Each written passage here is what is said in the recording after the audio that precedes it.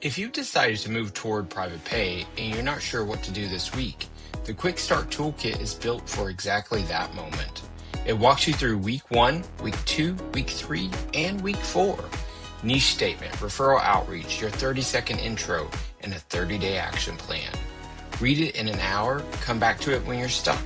$57 at privatepaypractitioners.com. Hey everyone, it is DJ Burr, founder of Private Pay Practitioners Premium podcast and the Facebook group. So I am back with another fabulous guest. I have Malia Scott here this morning. Hey. Hi, DJ. How's it going? It's going. Yay. So Malia is a licensed professional counselor, certified sex and couples therapist based out in Texas. And she is doing deeply specialized work in relationship and erotic recovery, which I'm curious to hear more about for sure. And, she is the founder of Rewilding Relationships. Am I saying that correctly? Yay. Okay. I'm hearing this term a lot, rewilding. So I would love to hear about that as well. So Malia, welcome. Please tell us a Yeah. little bit more. Sure. Let's see. Well, like you said, I'm an LPC and certified sex and couples therapist. I'm licensed in Texas and Colorado, so I see clients in both states. I'm primarily still about 90% online. So I really enjoy Good. the online arena, if you will. Yeah. So, let's start with your question, rewilding. Why don't we start there? Yes. Let's start I there. I feel like my entire life has been a bit of rewilding. I see rewilding as the term coming back to nature, coming back to the, coming back to your origin, coming back to your roots, coming back to what is natural to you now. And Yes. so I was on a camping trip in Big Bend. I'm a big off-road camper. And I saw the flowers blooming in the cactus, and I just had a moment where I was like, I love working in the realm of relationships and sex, and nature is where I find myself and come back to earth, if you will, in this wild ass world that we live in. So that's where Rewilding Relationships was born. Oh, I love it. Yes, I love a good origin story. So, when did you start your practice? Yeah, so I created my PLLC the day I graduated. So that was in 2021, and that was in the realm of COVID, and I had no idea what the hell was gonna happen with our world. So I created that PLLC the day I graduated. It was such a fun experience, and then, I've just been growing and building ever since. Yeah, tell us Started about right here that. in this, portal she shed. I love that. I had one of those when I was in Washington after COVID. Cool, nice. Yes, and they're fabulous. Had no idea So if we were gonna be in person, and I was like, "Well, this is a great little investment," and right. started that. Yeah, I mean, gives your house an upgrade. I mean, Um, yeah, yeah, I loved mine. I miss it, but I have this space, so I love it too. yeah, I love your Um too. Oh, I appreciate it. It's very similar to yours. It has, like, that wood look in the back. Yep, some Um, Douglas fir on the top and some shiplap in the back, and it's just very simple. now now we gotta get into it. Did you did you buy it like that, or did you build it? We built it out. My partner is a carpenter, and so it was a fun DIY project, especially during COVID, just to, create a space, just to create an online space. I put a lot of love and intention into it. So sweet. It was a family affair. Alright. So, you started building your practice, and did you know when you started that you were gonna be private pay? Yes, I did. So, my journey has been interesting. So I have been a business owner and an entrepreneur way before I became a therapist. And during grad school, I worked in community mental health, and that was an enlightening, incredible experience. Lots of just so much learning and immersion in that. And in that experience with community health, I switched over to a group practice. So I got a little taste of community mental health. I got a taste of a group practice. And, I was really just like immersing. All the whole entire time I knew I wanted to be private practice. Now, when you're in grad school, most people are juggling a million different things at once. At the same time, I was also a marketing and personal assistant to a therapist, and that owned a private practice, private paid practice. And so she taught me everything from the ground up just by working with and for her. So that solidified that I wanted to be private pay and have a private practice. So I knew the entire time I wanted to do it, but I wanted to get all that different experience and all those different environments. Yeah, the experience is necessary, I think. Um, Now, we have a lot of folks who are coming right out of school and open up a practice, and I love that for them.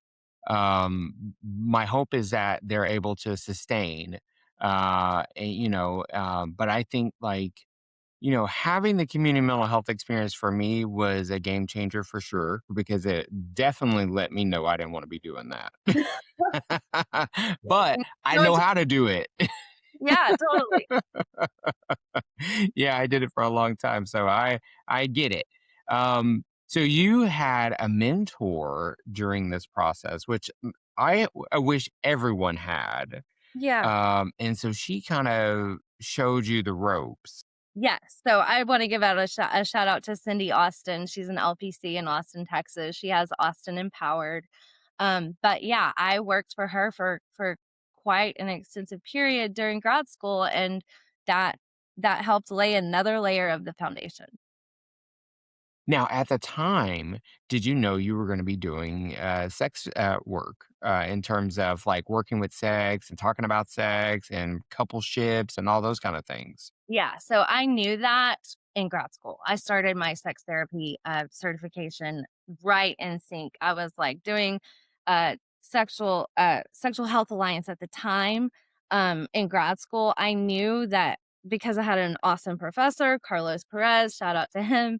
Um, he we had a great talk, and he was like, "You just find something you wanna focus on where you're passionate about."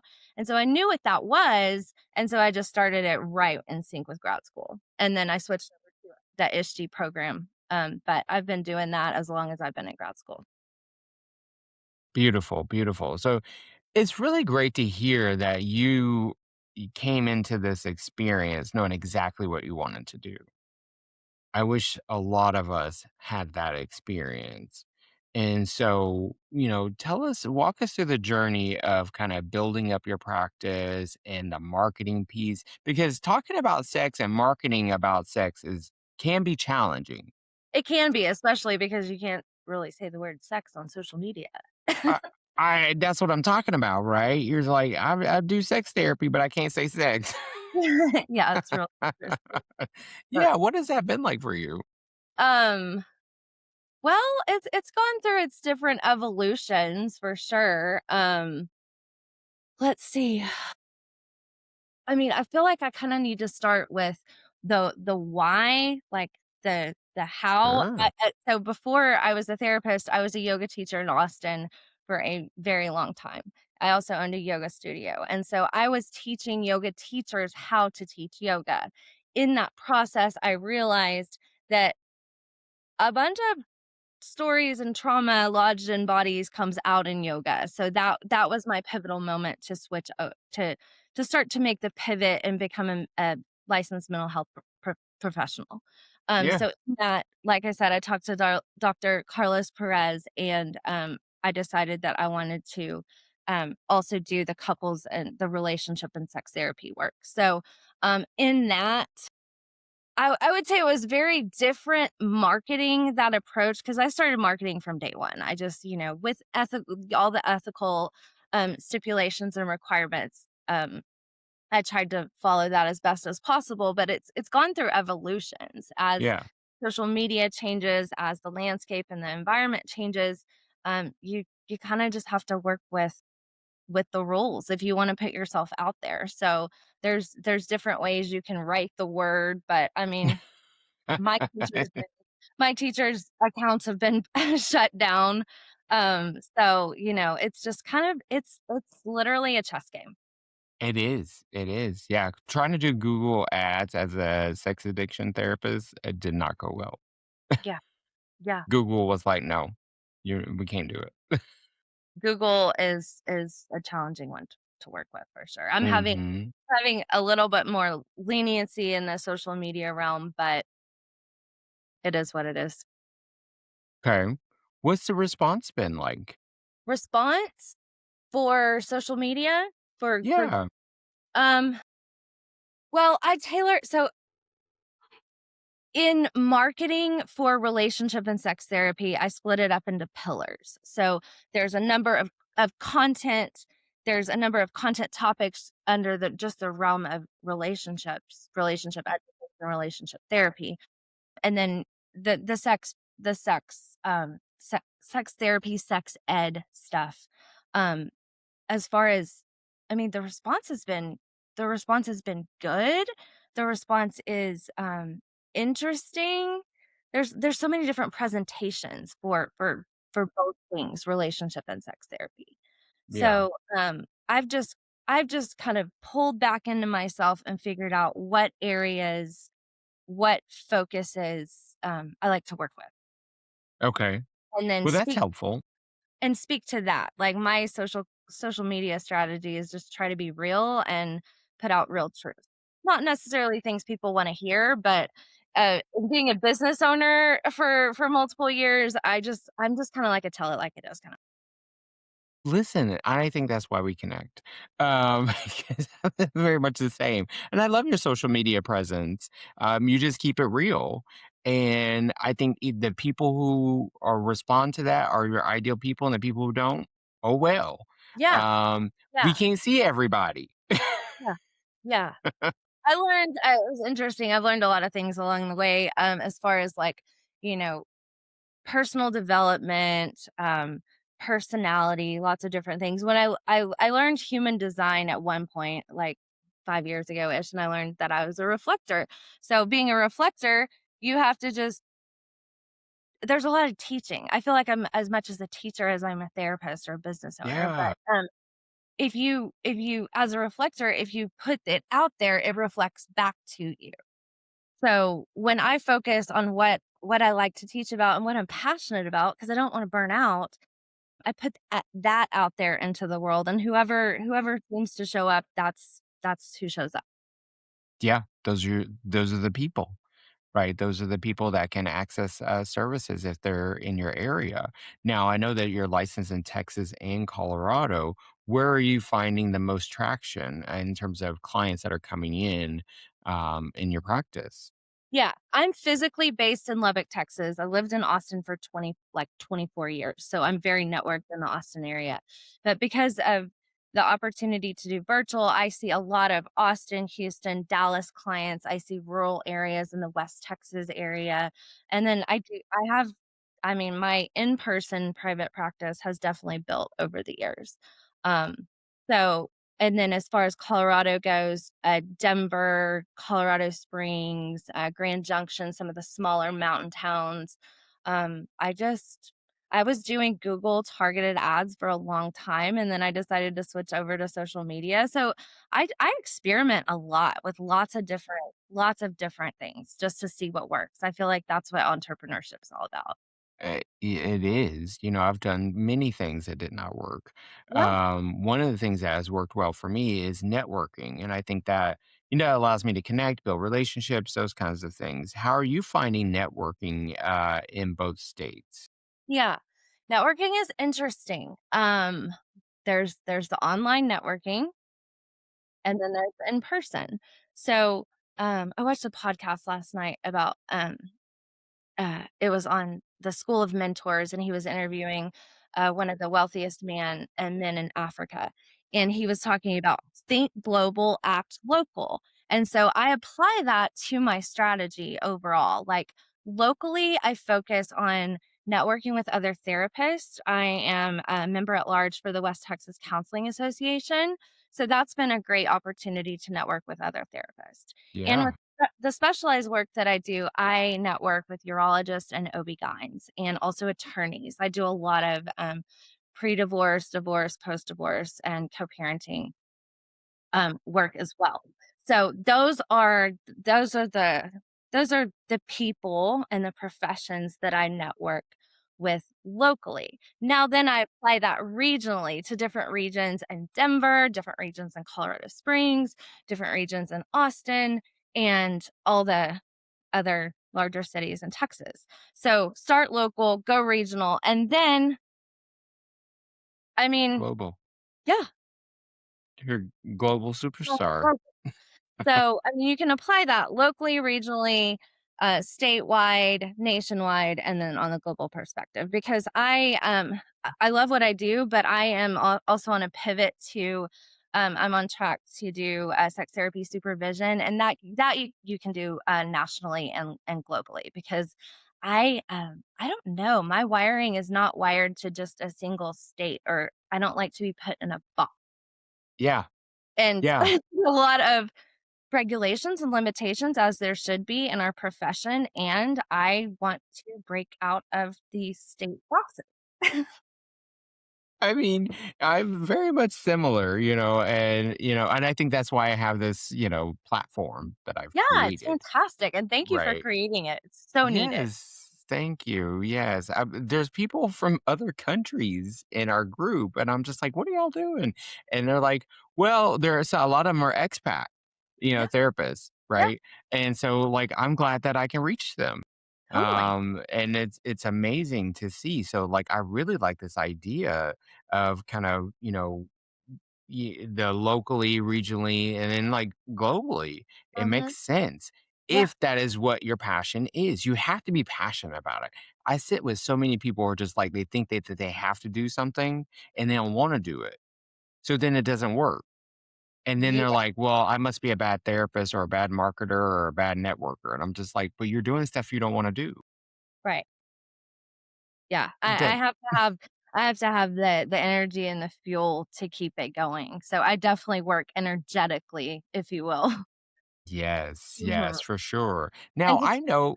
one of Oh, your points too, I wanted to say another thing in doing my sex therapy training, the one with Integrative Sex Therapy Institute specifically, there's people from all over the world and all of our cohorts and all of our classes, and that lights me up. I love learning from other cultures, other regions, subregions, like that. That is another thing that lights me up. Especially, I live in West Texas. I mean, yes, you need more culture. So yes, so you're bringing it in, which is really good, right? So one of the other things about your practice is that you offer intensives. yeah, And so that allows you to reach people too, and then do like this targeted work over a period of time. And you do 1 day and 3 day intensives. I'll do half day, 1 day, 2 day, and 3 day. And Okay, tell us. that will eventually turn back into retreat. So, I'm actually doing a Joseph Campbell full circle of the hero's journey in a way because, I started with, teaching yoga, teaching yoga teachers how to teach yoga. I came up with a 200 and 300-hour curriculum to teach that through Yoga Alliance. So, doing a 1, 2, or 3-day intensive, isn't anything near that, but it's still the depth work, and that's where my heart is. And it's challenging navigating depth work in a surface level world. And so I want to see if there is a space in that. So that's the kind of pivot point. I'm still gonna do, like, one-on-one sessions with individuals and couples, but I really wanna shift to more depth work. That. Yeah. You're so passionate about what you do. How do you keep it all together? Like, how do you like that energy, that passion, that fire that you have for this work? Where does it come from? Um, I would say, and I learned this from Cindy, when she was my mentor, just mastering self-care. Like practicing what I preach when I ask my clients, how's their sleep? How's their hydration? How's their nutrition? How is their exercise and movement? How's your decompression? I have in managing the lovely ADHD crazy creative brain that I have to have routines. I wake up, I go walk, I exercise, I lift weights, then I get into it. So like I have to have regimented routines that keep me grounded. So I preach nervous system all the time and all my work, even it's just like all the time, really. And so taking care of that nervous system to work with other nervous systems is imperative for this work. Yes, for all of us, I think that's really important for the audience to hear and to let sink in.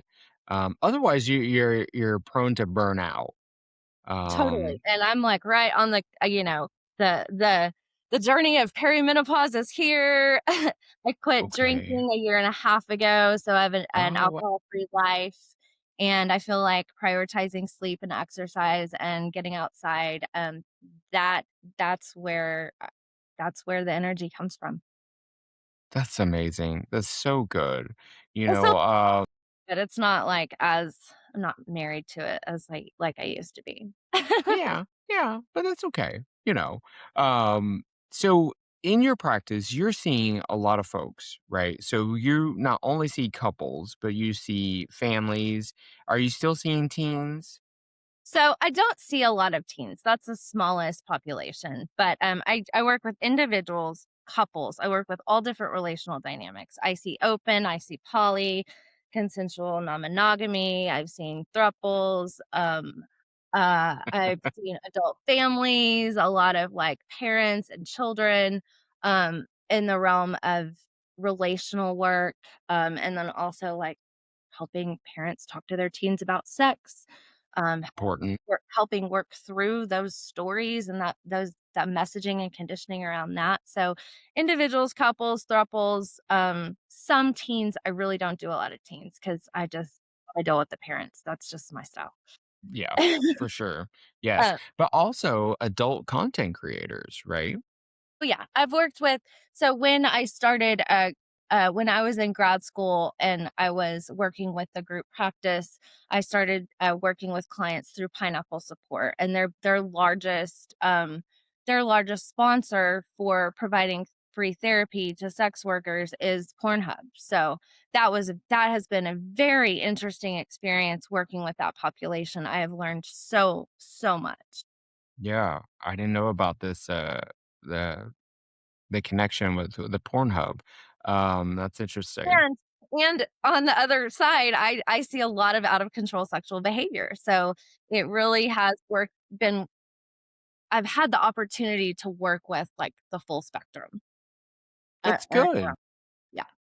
Yeah, so you have, seen and witnessed a lot of different experiences, and I think that informs the work that you show up and do with everyone, right? That's why we do it, and I think we're able to do it more, in just my opinion, folks, as private pay practitioners, because we're not worried about the clawback. We're not worried about, like, all kinds of this foolishness of shutting down and changing rates and all kinds of stuff that they're going through right now. Yeah, it is a very interesting and wild time to be a therapist in the world. Yes, for sure. So when you see some of the things that, let's say, insurance-based practitioners are experiencing, what comes up for you? Like, how does that impact you when you witness it? The way I perceive it is a system. In my opinion, it's a broken system. And what I see is insurance dictates how some therapists can run their business through the fee that they reimburse therapists, right? And the therapist just has to take it. Like, it's very hard to get, reimbursement raised, or it's challenging to do that, and what we're seeing with some of these insurance companies is they're actually reducing the fee. And I don't think that's fair, and I have never been a person to really fit inside a box, and it makes me sad and mad, and it makes me feel a lot of feelings, um, Yeah. for our profession because in my graduate program, there was no talk about business structure, and more than likely, you're gonna need to take insurance. There was none of that education, Yeah. and Yeah. I feel like it's kinda like insurance is kinda like you for a lot of people, it's just go with the flow. You just do what everybody else is doing, and I just that did not feel good in this nervous system, and No. then, you start to do your CEUs. For me, it was more like very specialized con continuing ed and advanced training, and I was just like, "These numbers are not numbering." Like, there there is this much that has to go into this investment for this education or this certification, and at the end of the day, it's the same pay. We've got inflation over here, expenses are increasing, same pay, same pay. It just does not add up to me. It does not add up. Is never going to add up. Is never going to add up. Yeah. In the broken system that you're describing, it is never going to add up. And I think we have some folks in our profession who keep trying to make it add up. I'm trying to reach them, and I would love to reach them at the education, like when they're in school. And I'll tell you this, I reached out to hundreds of institutions that offer counseling training and about offering my services for free to come and chat about private pay and things of that nature to give folks a different viewpoint. Yeah. Crickets, Wow. crickets. Yeah. Yeah. So it's disturbing and Yeah. distressing, Yeah.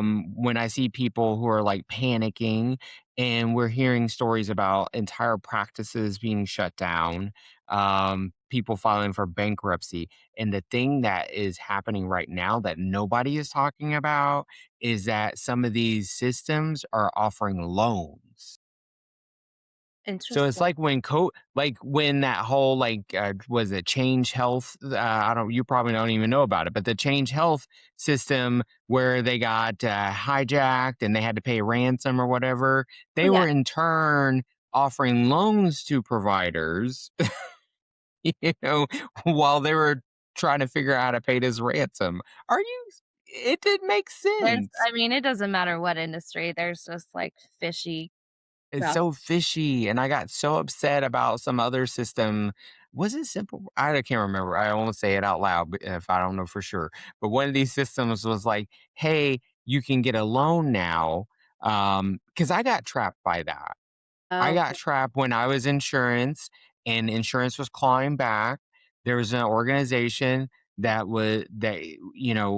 look at your revenue and all that kind of stuff and they give you some loan monies because they know the money periodically comes in from the insurance company.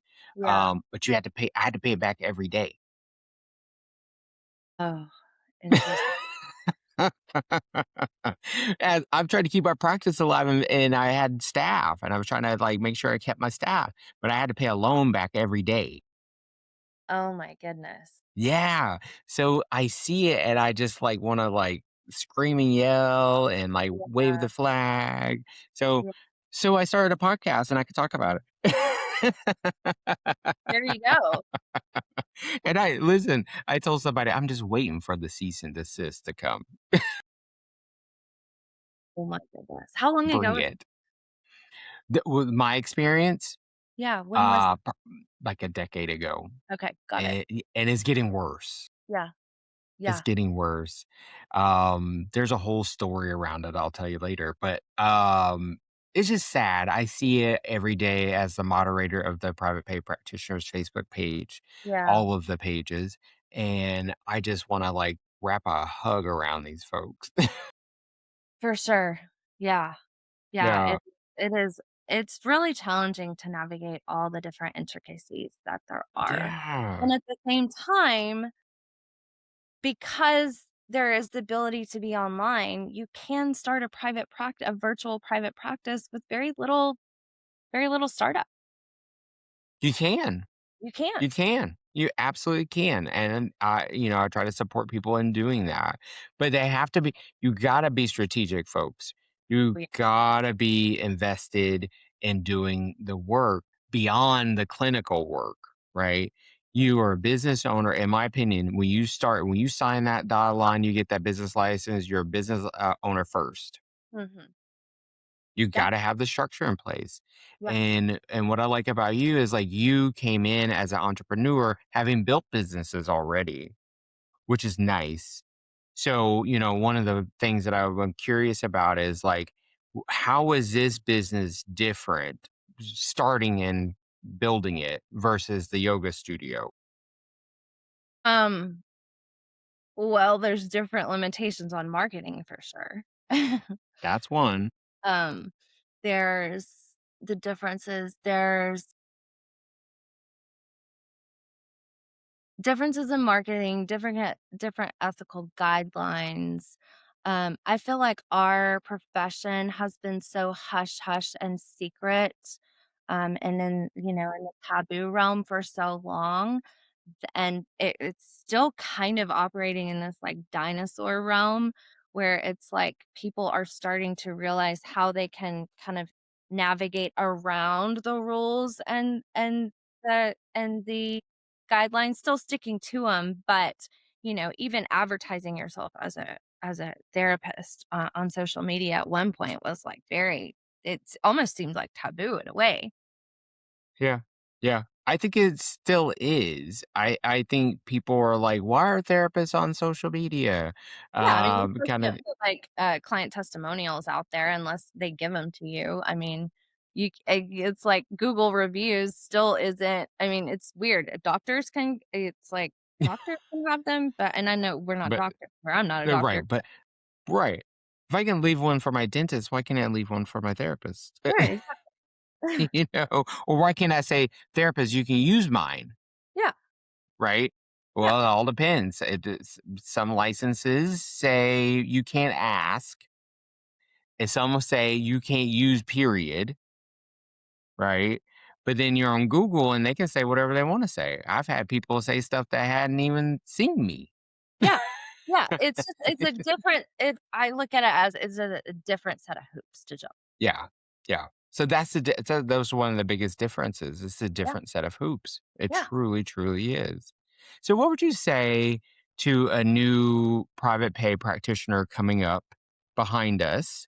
What is maybe one or two things you think that they need to really invest in as they're Being a good building the business? uh, uh, alongside, starting and growing the business is investing in becoming a good therapist.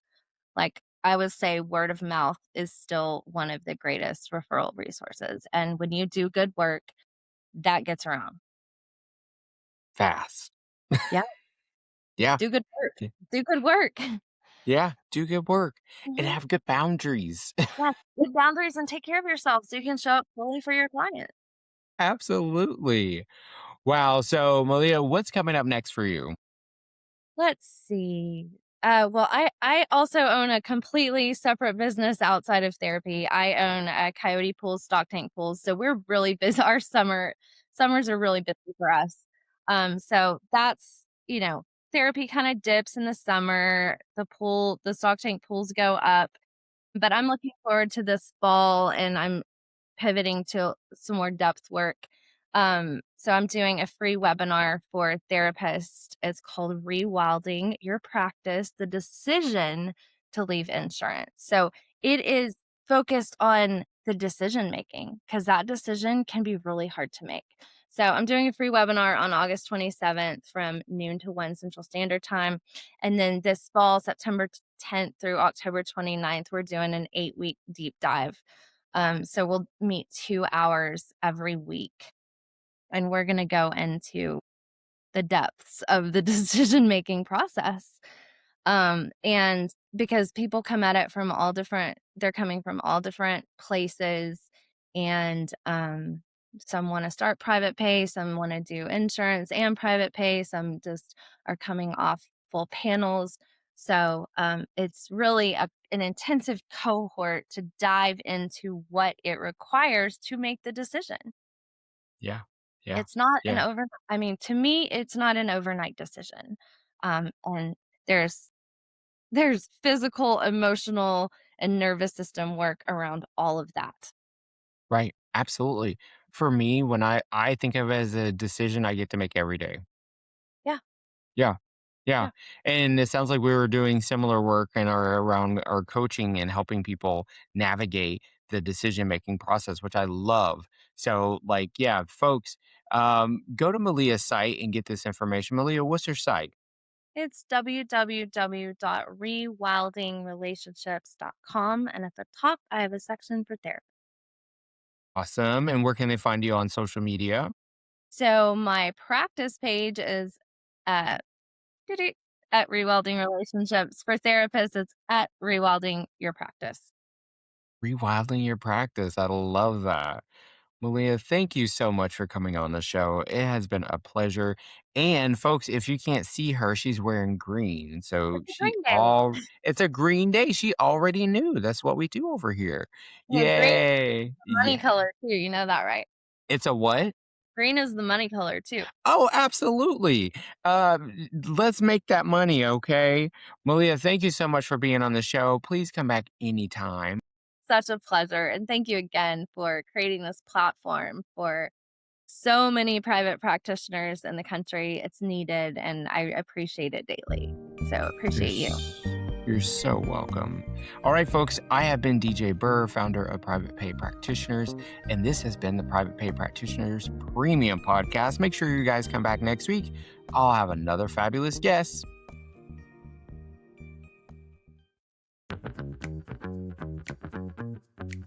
Some practices need more than a strategy call.